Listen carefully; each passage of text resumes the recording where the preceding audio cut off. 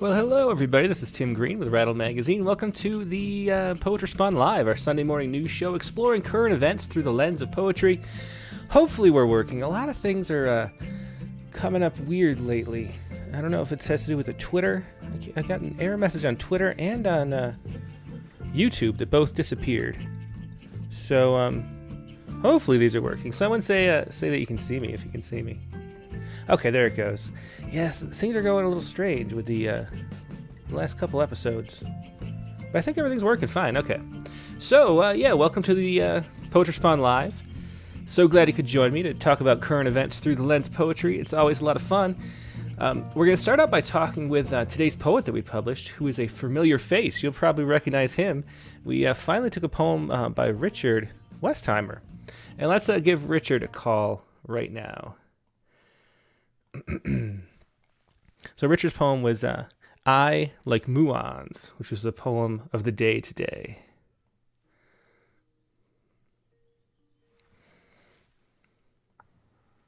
Hey Richard, how you doing?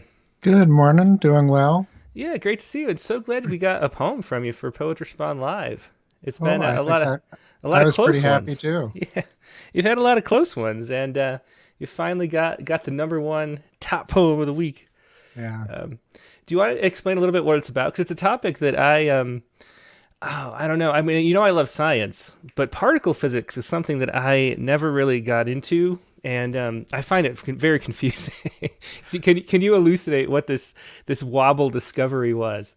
Well. First, I wanted to say that I think even the people who study particle physics feel the same way, which is one of the reasons, like when you read quantum physicists, they often sort of wax poetic about it because it's so hard to express in terms that even the people who know the formulas understand. So I can only say that muons are these one of the elementary particles that are zipping around the universe, and we're there at very close to the moments of the Big Bang, and they're particularly interesting to scientists on Earth because they move at near light speed, and they're created when cosmic rays hit molecules up in the upper atmosphere, but they wink out of existence in like 2 nanoseconds or something, like very small period of time, not enough time for them to have reached the Earth even at light speed. But because of light speed, space is compressed and time is expanded. So they actually do reach us because of relativity. So they sort of were the first particles to actually prove the general theory of relativity when they were detected on Earth. And this newest discovery is just basically they've figured out that they are affected by some force that nobody knew existed before. Yeah, I was yeah, and how they found this was so the muons have a spin, and it's a dual spin, so it actually takes 2 rotations to spin once, which is a weird thing. And but it actually takes like 2.000323 or something. There's this little extra oomph that they get, which comes from particles popping and disappearing around the muon as it moves through space. And so that provides a little extra force. And there's some particle providing a force that doesn't really exist, or that we don't know what it is. Actually, I guess is the point. And man, it is just a strange thing. But I was thinking, have you ever heard of a Klein bottle? Yes. So I was thinking that maybe this is what a Klein bottle is, but I think I invent something. So this to show what half spin means. If you could have a bottle where you have to pull it up and down twice in order to get a sip. Oh. I was thinking that might be what a Klein bottle was, but it's not. A Klein bottle is totally different. So I just made up an invention. I'm gonna do that and call it the muon bottle or something. I think the thing that's so beautiful about quantum physics is, which I don't understand, right? Mm-hmm. I'm not claiming to understand, is that it is just full of metaphor. It really is. And yeah. when you read articles about it, they can't, it's sort of like quantum physics. They can't get at the concepts directly. So when you read even scientific-ish papers, Science Daily like articles, Hmm. they're full of wonder. Uh, Yeah, they are really fascinating. And then talk a little bit about the metaphor that you came up with, because that's the most interesting thing in the poem, I think, is how you personalized the muon here. Well, I went back and looked, thinking about talking about this morning at previous drafts of this, and the metaphor, and this is a metaphor, meta metaphor, right? Hmm. Is that the metaphor emerged out of thinking about muons. It was I had written down I had a couple pages of notes, and then I started writing the poem, and I realized I didn't understand enough about muons, and it was sort of technical, and I kept writing and rewriting parts, and then all of a sudden the metaphor emerged, of this like, oh, like sorrow and happiness, like these things emerged at the beginning of time, and how, and it just sort of cascaded forward until it landed on me. And but like anything that I feel is a good poem of mine, I was just surprised when that Hmm. happened, and then continued to be surprised as the poem went on when I also found out that it was a love poem, Yeah, which I yeah, didn't know until I wrote the last line. It was like, oh, that's the poem. yeah, Uh, and that's exactly why it works so well. It just there's a love poem at the end. It's just such a beautiful way to go with it. So, do you want to go ahead and read it? Sure. One other thing I wanted to Yeah. share, which is because you've published it, I've had a lot of people read it and talk to me about it or correspond with me, and it reminds me about the power of poetry, that I get different responses. Some people think it's a love poem. Some think it's about, teen angst. Some think it's about science. And it's like people read poems and get from them what is necessary for them at the moment. Uh, Yeah, that's that's been definitely. that's been beautiful to kind of hear how that works for people. Hmm. Yeah, So, that's how it works. There's so much, and because what we're doing with poetry is combining so much together and sort of synthesizing the complexity of life, and so it comes out with a lot of interpretations. yeah. So I'll go ahead and read it. The epigraph. I feel like this tiny wobble may shake the foundations of what we thought we knew, and that was Marcella Carena, who is head of theoretical physics at Fermilab. I like muons. At the beginning, when the universe was hot, tiny ripples in the fabric of time became all that we see, and even the emptiness we don't. Love and sorrow popped into existence long enough to matter to me. 13 billion years later, a teen possessed by atoms, charged by building blocks he couldn't fathom, a boy branded as aberrant because stars seemed to matter more to him than girls. Even though when he lay back on the dew soaked grass, on one of those clear nights when the wash of stars obscured the great blankness, he longed for someone soft and luminous to lay next to him, to absorb with him the multitudes of elementary particles cascading at light speed, invisible, running through the two of them, through the ground and rock beneath, until those little bits met their own annihilation, ceased to be deep beneath us, me, the boy, and the soft one next to me, whose hand I'd clasp sweetly, me wobbly as I emerged into being with her. If she was only there. I, like muons, responded to unknown forces, was not really alone, merely, they said of me too, sensitive, hiding attraction for some unknown other. I, like muons, crashed through those that mattered around me, not noticed.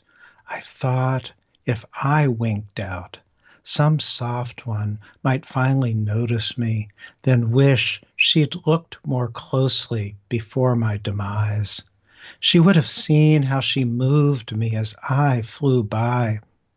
I survived that uncertainty, unlike muons, long enough to crash into another without being swallowed up, long enough to be seen, and, unlike muons, to fall fast into an orbit, each of us around the other, both soft to the touch.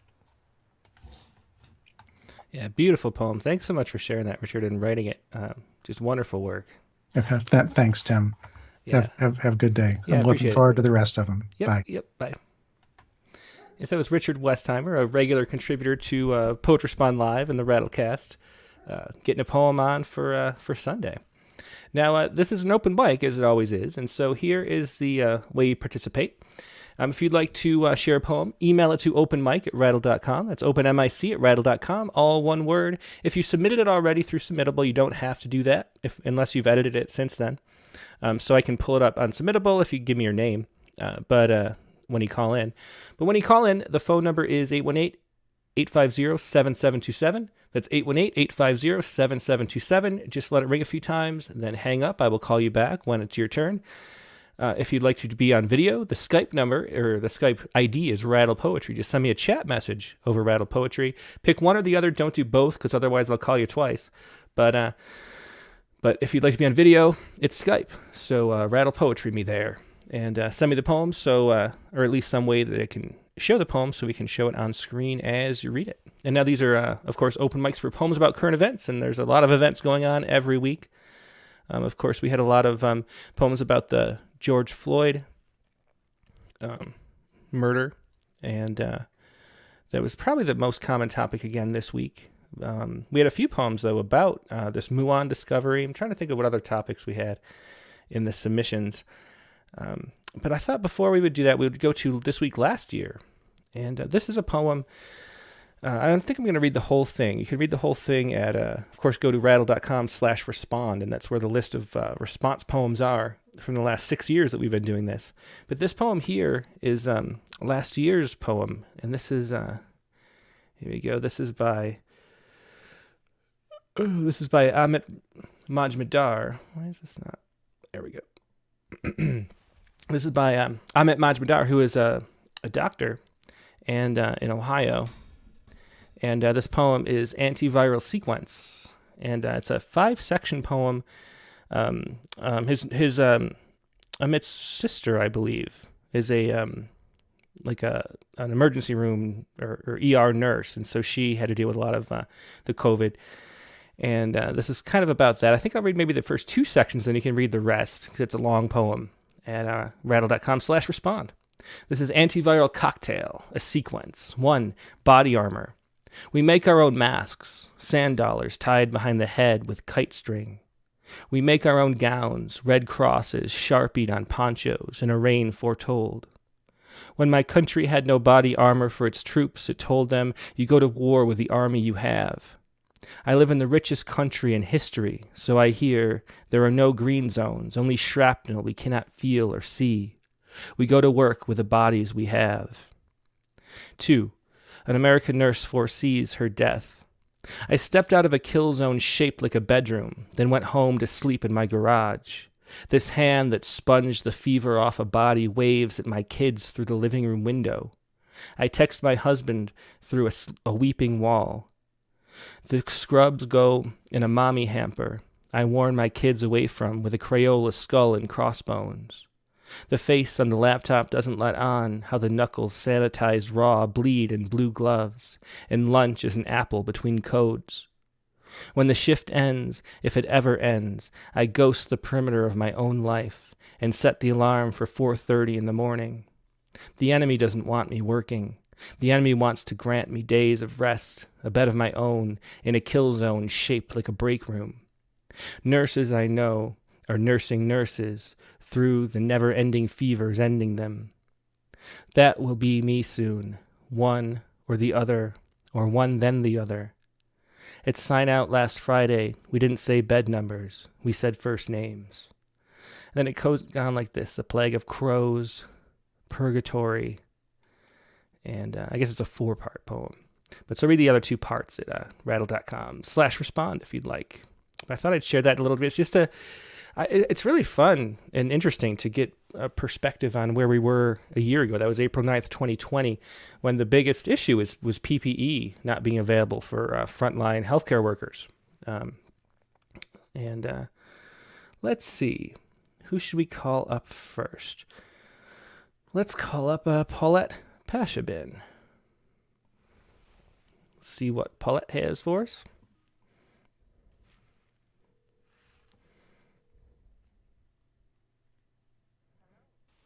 Hey, Paulette, how you doing tonight? Or today? I'm doing fine. Yeah, I'm so glad you could join us. Let's see. I'm trying to find the poem. Revised poem. I see it right here. Locus of Howl. Is that what you wanted to share? Yes, that's what I'd like to share. Perfect. And what was it about? Do you want to describe it a little bit before you start? Okay, this is a poem that was inspired by the murder of George Floyd. And I think in writing the poem, like I'm doing with looking at the news and watching the news on the whole thing, I tried to stay away from it emotionally. Mm-hmm.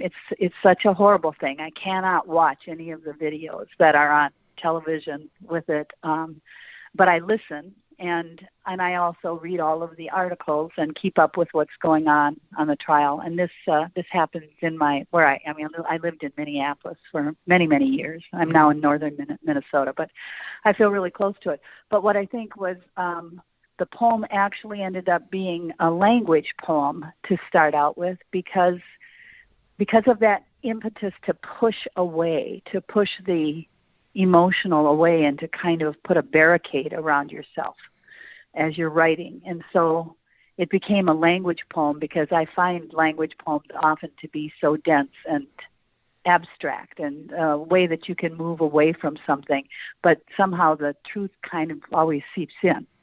So it emerged from a language poem and from a kind of an effort to say something but to protect myself at the same time.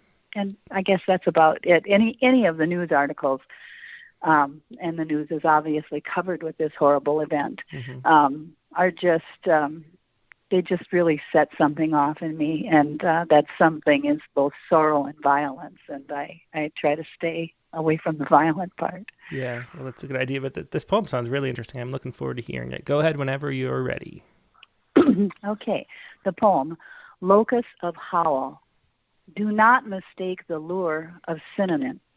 Howl is not siren, pitch to whine, not coyotes yip or bloodhounds bay, not painful yowl or warning bark, not squeal, squawk, screech, or scream. Nor does howl exist with laughter, that is hoot or shriek or cackle. Howl belongs to wind and wolf and wilderness. Howl is felt before heard like a lake's roiling cauldron beneath the icy surface, Earth's silent tremors before a seismic wake. Howl rumbles up from gut level's sudden, irreversible moment of clarity, ripping the veil from your naked soul. Howl is the raging roar of disillusion, the keening wail of the vast alone.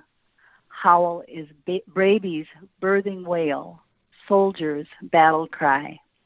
When he gasps, I can't breathe, that is whimper. When he cries out, mama, that is howl. Oh, that's a great poem. Thanks so much for sharing that, Paulette. Thank you, Tim. Thanks for the opportunity. Yeah, always my pleasure. Bye-bye. Bye. Yeah, powerful poem there. That was a really good one. That was by Paulette Pashabin. So thanks so much for sharing that, Paulette. Let's go to next. Let's go to India, and let's do Unmesh Mohitkar.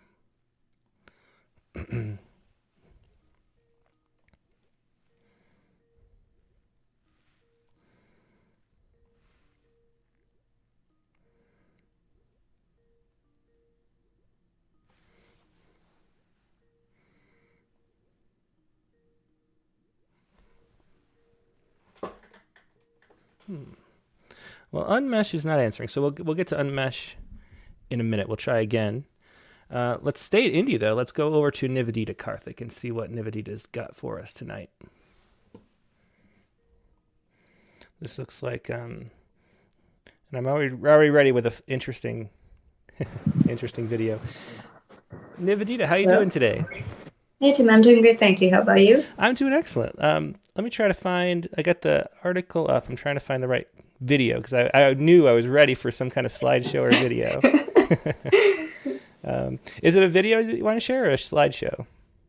There is a video as well, but I think it plays after an ad. It's right at the top of the page. I got it. Yeah, I got it here. Okay. Yeah. So what were you writing about this week? So I don't know, there was this pop-up sort of theme park in an abandoned parking lot in California. It was called Sugar Rush. I think it's still on till about, I think, mid-April or end April or something like that. And it's basically like giant candy canes and lollipops and sweets and everything. And at the end of it, everybody who visits gets like a free candy bag or something when they leave. So, I mean, it was just fun. It's loosely based off of that, but if I created a candy land, the way I've written my poem is probably how I would create it. Yeah, that looks interesting. So, we live like near LA, of course. I hadn't heard of this Sugar Rush. And Sugar Rush is that like that's some kind of video game type? Oh no, I'm thinking of Candy Crush. Candy Crush. Yeah, I guess that's different. But interesting. Okay, so let me get this poem here. And City of Sweets is your poem. So okay, I've got it. So go ahead whenever you're ready. Okay, great. Thank you. Driving down Candy Cane Lane is as fun as can be, with chocolate fountain roundabouts and giant lollipop trees. Turning right onto Hershey's Avenue, there's a miniature park, the star of the show. A chocolate train chugs around going choo-choo, kneading with every round the chocolate bread dough. Turn left and is Gingerbread Lane, home to the slew of construction stores. Stocked with everything from honey and wafer to plain, they help you build a dream house that's all yours. Further down High Street is Isomalt Avenue, where the select few gather for a bit of high-end delight, for they know that neither a ruby red nor a sapphire blue can tempt them quite like a sugar diamond glinting in the light. At the center of it all stands tall and proud, the one and only sugar plum tree with fruits so tender and sweet. Gathered around it is always quite a crowd to partake of the special, wonderful treat. So what are you waiting for? Pack your hunger and head on down here, for there's all of this and a whole lot more, just waiting to fill you up with some joy and good cheer. That's a wonderful, well, again, fun as always. Thanks so much for sharing that. City of Sweets, Nivedita. And let me ask before you go, how are things doing with the pandemic in India right now? Because I think I saw that there's like a new big surge. Is that the case, or did I misread something?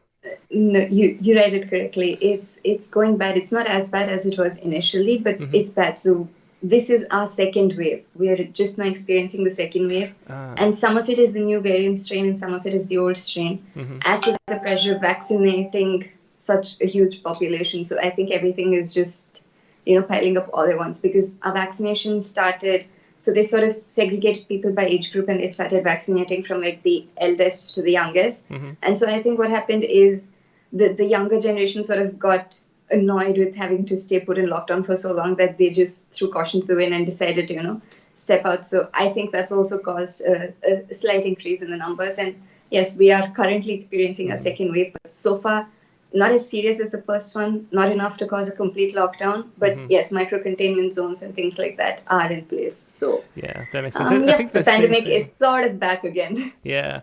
I think the same thing happened in Israel too. Is they did a great job of vaccinating its much smaller population, but still all the young people went out, thinking they don't have to worry about their grandparents anymore, I guess, basically, and then there was a huge wave before it drop down to zero. So hopefully that'll happen in India too. But it'll happen. I mean, it's just started for us, so it'll come probably in a month or so. Fingers crossed. Okay. Yeah. Well. Thanks for the update, Nivedita, and the wonderful happy poem again. It's always great to have your poems. Thank you. Always lovely to speak with you. Yep. Have a lovely day. Yep. Good night. Thank you. Bye. Bye. There was Nivedita Karthik with the City of Sweets. Let's try to stay in India, and we'll go to Unmesh again and see if we can connect this time. And I think Unmesh submitted a poem, so I think that's where I'll find it. If he can answer, let's see.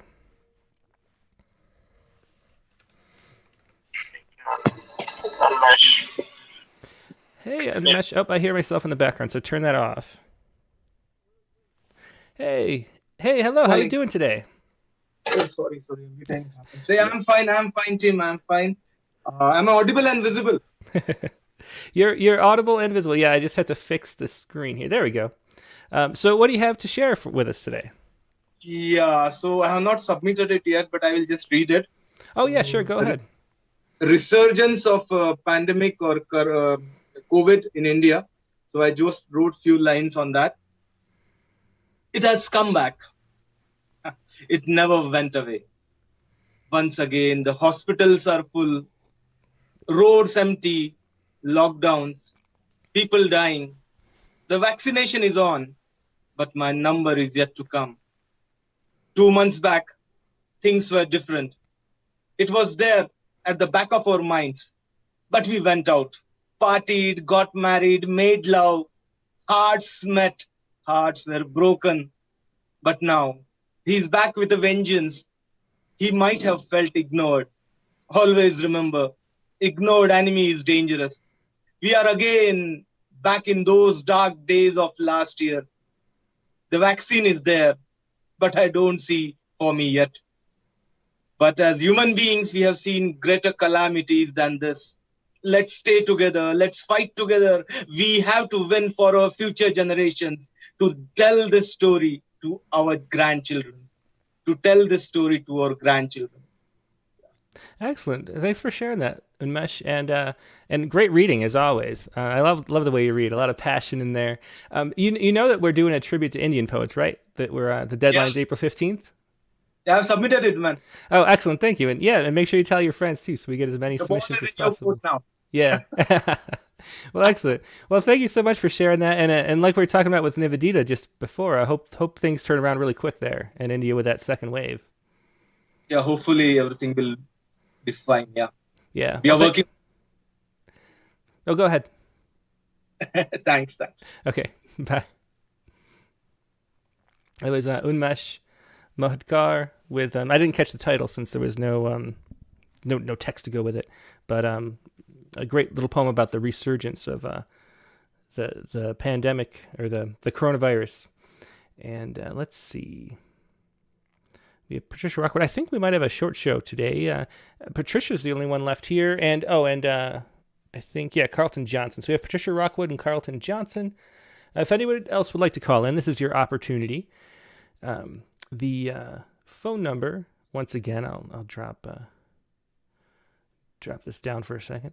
The phone number is 818-850-7727 if you'd like to share a poem. Or you can send me a message over Skype to Rattle Poetry, all one word. Then I will reply to your chat message and call you back when it's your turn, which will be in 3 poets if you call right now. So if anybody else, we got a new one. Jake O'Donnell. Or Tycho, I should say, from Prague. So we'll do. So this is what we'll do. We'll call up Patricia Rockwood. Then we will call up, or then I'll read Carlton Johnson's poem. Then we'll do Tycho from Prague. So that is our the next 3. But if anybody there's going to be plenty of time today. So the numbers there on the screen, of course, 818-850-7727 or Rattle Poetry, all one word. But let's call up Patricia Rockwood.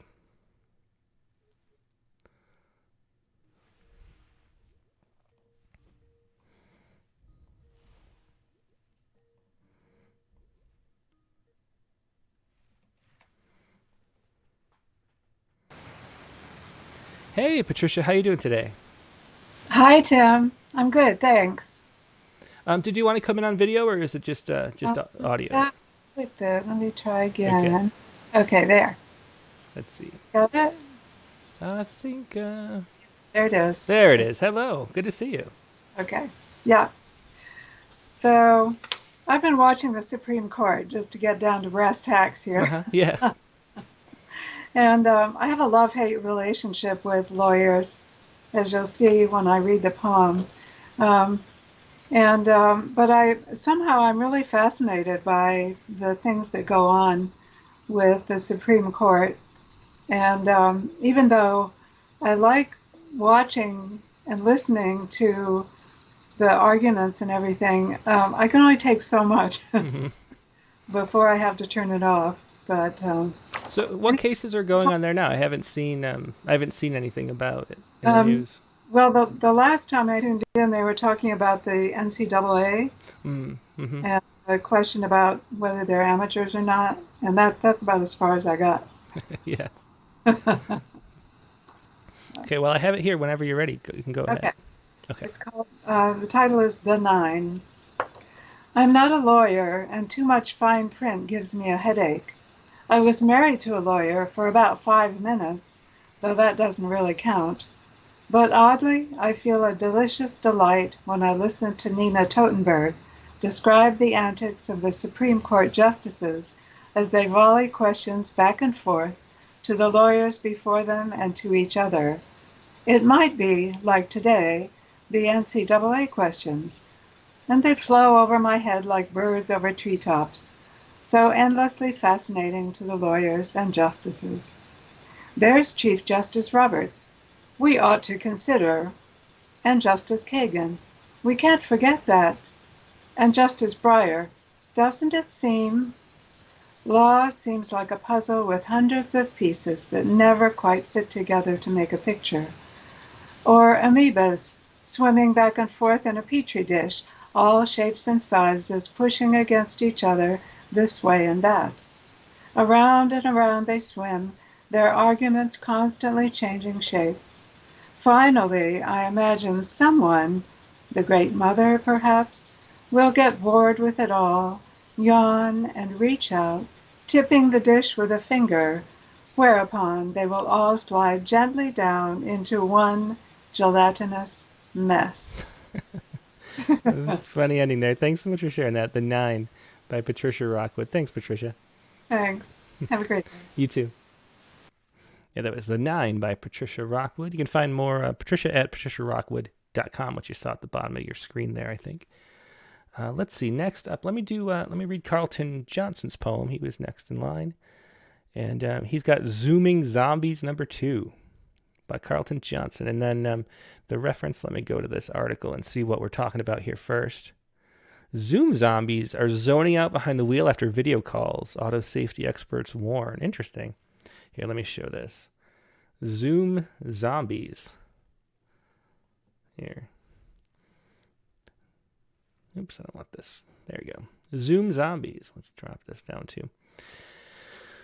Zoom zombies are zoning out behind the wheel after Zoom calls. Someone had fun with this title at the newspaper department, but it sounds like a serious issue, though. As millions of Americans spend hours at a time at video conferences, then hop in their car, many are struggling to maintain their concentration, making experts fear this zoning out due to cognitive overload could be contributing to a surge in roadway deaths. Interesting. Things like Poetry Spawn Live make you zone out in your car and then you crash. So don't die, everybody out there. But let's see what Carlton Johnson had to say about it. Here we go. This is Carlton Johnson's poem, "Zooming Zombies." It is not the Walking Dead that concerns me. There in the squash of sunlight, at the end of a long day of being online, remote meetings have their charm. But after hours of having my brain drained from work, Zooms, spiritual meditation Zooms, creative bull session Zooms, coffee clatch Zooms, and poetry and fiction writing Zooms, I tire. I will resume my homeward course. However, I must be clear, mindful while driving in this Zoomified state. I read an article online about this situation. I must be caring of the others on the road, to take breaks before I get behind the wheel, with zeal for getting home and little else, drunk plenty of water from the tap at your sink. I dread the drive home. I am no longer in my zone, forever forgetting the stops and starts, the turns and mergers of driving. I thrive merely on Starbucks. It adds zip to my trip. I rocket my way home, pursued by other zooming zombies, wanting some of my brain. I hope I can get inside soon so I can catch some long-awaited Z's. That was Carlton Johnson with Zooming Zombies. And a good reminder, too, because right after this episode, I'm going down to pick up the kids at their grandparents' house. And we're going to stop at Starbucks on the way for a little pep. But I got to make sure I don't become a zooming zombie myself. So thanks for that, Carlton. You might have saved my life. Let's see. Next up, we have Tycho. And I'm not seeing... let's see. We'll see if we have the poem here. But let's call up Tycho.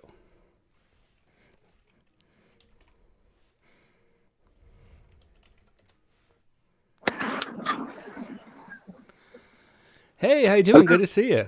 Hey, Tim. Nice to see you. Thank you for calling me. Yeah, my pleasure. Did you send the poem to Poet Responder over email, or do you just want to read it? I actually don't have the poem typed. I just wrote it. Ah, excellent. So hot off the presses. So what's it about? And you're there in Prague, right? Outside in the sun? I'm here in Prague, and Tim, I just realized I think we have a mutual friend, Stephen Delbos. Ah, yeah. Uh-huh. I do. Yeah. So I just wrote I'm here in Prague. We just I just recorded this poem on an album actually that we're releasing with our collective. Oh, very fun. Very cool. So what's it about? It's about like the concept that poetry doesn't exist, and the idea that there's no such thing as poetry and the poetic language and stuff, and the real world is poetry, I guess. Interesting. Yeah. Well, definitely. And now that we're starting to get a break on the pandemic, maybe we can get out in the real world a little more. Yeah. Okay, so we'll go ahead and read it. I don't have it on screen, but I'll just put you on. Go ahead whenever you're ready. Okay, thank you very much. All right. What is poetry? Is it self-fist in Zhizhkov? What is it if it is not? Self-fisting in the Patravini. What is poetry if it is not burning the dictionary and then shyly calling the police? What is poetry? What is it? Is it green eggs and man? Is it eating a goddamn ham sandwich on the drunk tram, man? What is poetry and why don't they like me? What language do they speak? Is poetry post-truth, post-Proust? And once I saw a bum drink a whole bottle of Holoshevica, piss in a cup and drink it, and wow, I thought, wow, whoa, what a poet. I said, sir, you have the right to remain silent. Everything you say will be used in a poetry reading. Do you feel me? Do you feel me? Would you come with me, sir? Yes, through this door, please, sir. Don't mind the language, sir. Please, sir, we will ask you to remove that turtleneck. Now tell me, what is poetry? What is poetry? Please excuse me. Would you like a panini? Panini prosimi. Poetry, panini prosimi. Welcome to the show. You may stay as long as you do not know what poetry is or who the poet is. Actually, that was a lot of fun. Thanks so much for sharing that. Yeah. Hey, thanks for giving me a call. Nice to see you again. Yeah, nice to see you too. And let me, where can people find you or find what you're recording? Is there a website or a link or anything they can find you at? Yeah. Our collective is Object Paradise. We have objectparadise.com. Mm-hmm. We're a collective that believes that poetry doesn't exist, only in context. We'd love to connect with everyone here listening. Yeah, interesting. So explain a little more. Poetry doesn't exist without context. What is that? What do you mean by that? Yeah. Well, we think that like language exists in a single moment. Connotation builds meaning. Mm-hmm. The receiver of information creates meaning. The audience, the listener, is the poet. The audience creates meaning off of what the poet or producer of information says or creates. So we get this idea that poetry as a producer doesn't exist. Anyone as an interpreter of information can believe something is poetry, but as a producer of information, to call something poetry just doesn't exist. You can't, in my opinion, put a poetic label on something as a producer, only as an interpreter. Yeah, very interesting. Yeah, I'll have to check out this website. Thanks so much for sharing it and sharing that poem. Thank you so much, Tim. Yep. Have nice a good to see one. you again. Yep, good to see you. All right, take care. Bye. Bye-bye. Yeah, so that was Tycho, and let me show you this website. This is objectparadise.com. Here it is. Objectparadise.com. And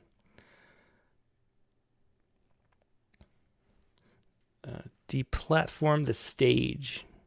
It's one of the things they have.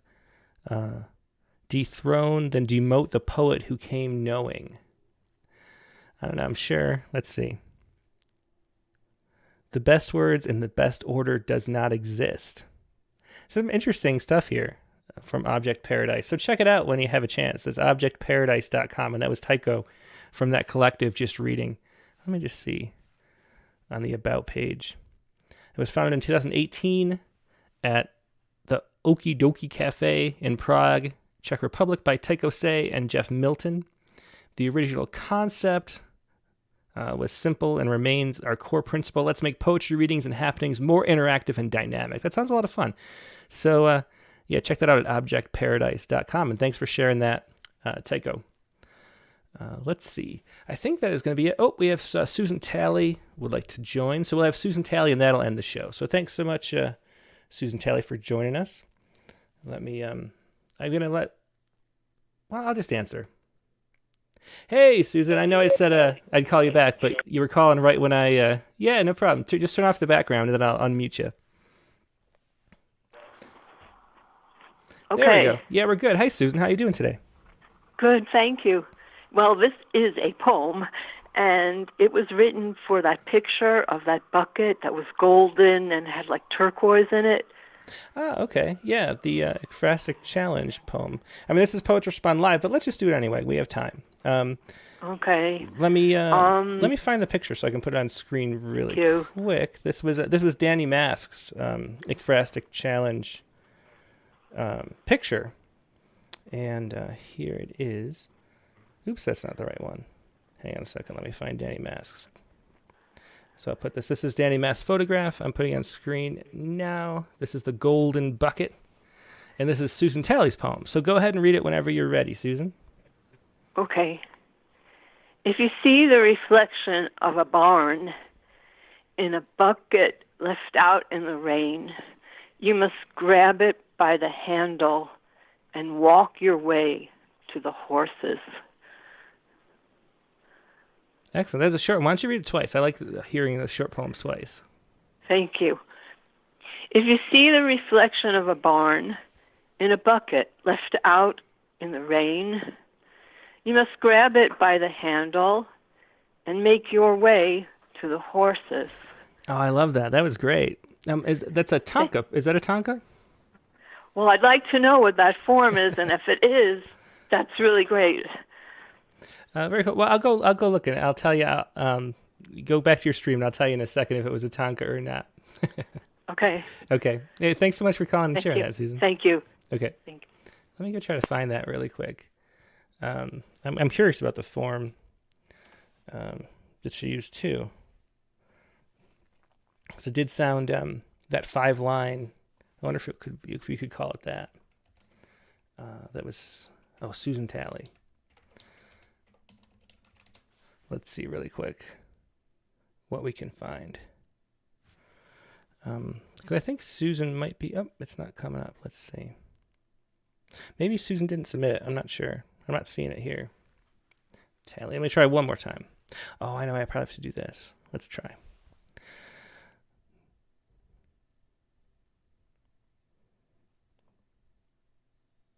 Okay. Come on, do your thing.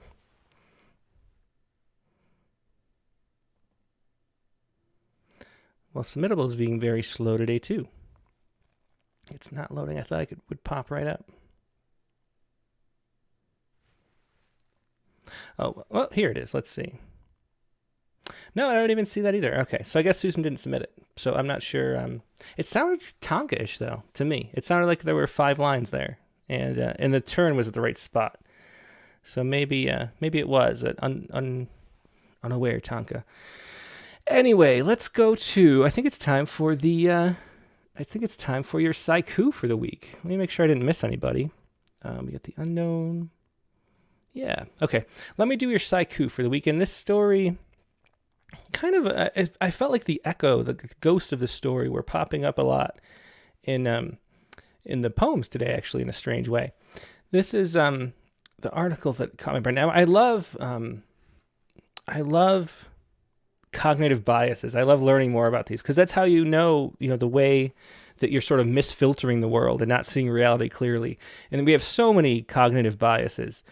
Negativity bias is probably the biggest one right now. We're just so drawn to the negative because negative things are what would kill us as we were evolving as creatures for the last millions of years. So we're drawn. We have more attention, pay more attention to negative things. That's one example of a cognitive bias, and I think with the news media, that's why the news media thrives so much on negativity. But there's a cognitive bias that I was not aware of that was just published in a new paper in Nature, and this was by a team at the University of Virginia. So I'll put this on screen right now so you can see it. Why our brains miss opportunities to improve through subtraction. And so this, they didn't really name it, which is a mistake. I think they should have come up with a name so we could talk about it more easily. But it's sort of a additive bias, maybe is what you could call it. But if we're trying to solve a problem, we tend to think of ways to add to it rather than subtract something to solve the problem.